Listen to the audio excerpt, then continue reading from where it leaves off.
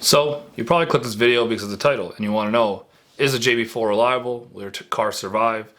Is the tune any good? If you have a short attention span such as myself, I will play this clip to answer that question for you.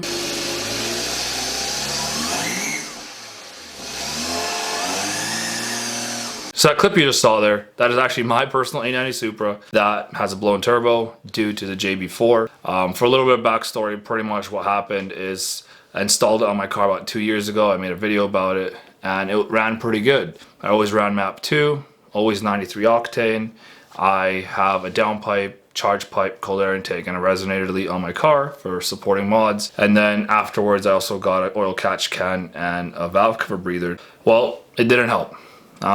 One day me and my boys were just driving around and turbo went, big puff white smoke, and started making those noises you saw in that clip. Do I blame JB4 directly? Kinda, because if it didn't surge to like 24, 25 PSI, which my gauge was saying it was, that would have never happened.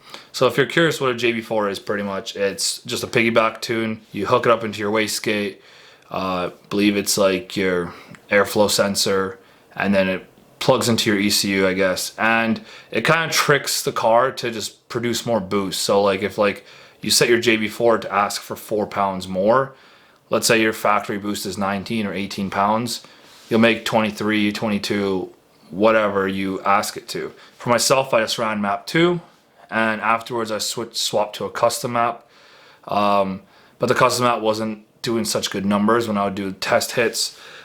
Just at the track and whatnot, I wasn't getting the numbers I want.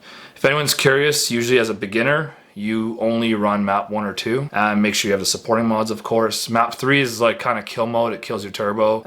In my case, map 2 killed my turbo. I'll insert this picture here. The fins on my turbo, that's pretty much afterwards. All the damage there, and again, I don't want to point fingers, but it was JB4's fault. Now, where I believe the JB4 directly caused the turbo to go was when I set the max boost. I set it to like 23, and for some reason, well, I kind of guess I know the reason, it reset to factory, which is 25. But if you have driven a B58, you know that 25 is just way too much boost for the thing. Pretty much the reason that the app did not listen to my parameter was because when I was on making like factory boost 19 pounds and on map 2 it's requesting 4, it didn't like that I had my parameter set to like 22 or 23, so it factory reset it. Now again, it gets pretty hot here in Vancouver. Some summers we get like 30, 35 summers and it's really hot out. Like the AC doesn't even save you know what I mean? So the heat plus it was over boosting, I believe, that day when I looked at the gauge, and I don't have the screenshot, but I believe it was like making 25, 24 pounds, which is a little weird because I believe it's boost by gear, and I think 3rd or 4th is a little bit higher than the other gears, and maybe that's what over spiked it, because it's requesting 4 PSI per gear. For anyone curious, I still have it. Still have it packaged up the same way I got it.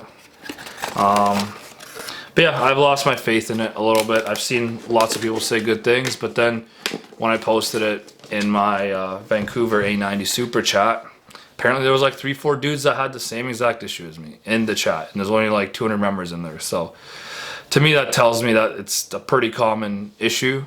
In my personal experience, I would not call it reliable. Now, if you want to get it and run map 1, that just gives you like 2 extra PSI or whatever, over factory boost levels, that should be fine. I don't see anything crazy happening.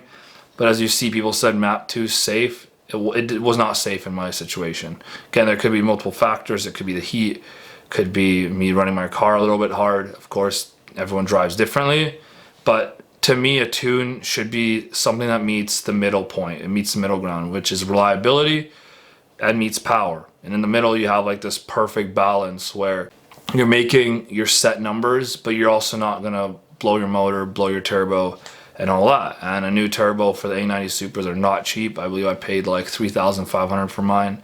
So I would not recommend going through another turbo. So that was the video, guys. Hope you guys found it a little bit educational. Maybe it helped you out making your decision.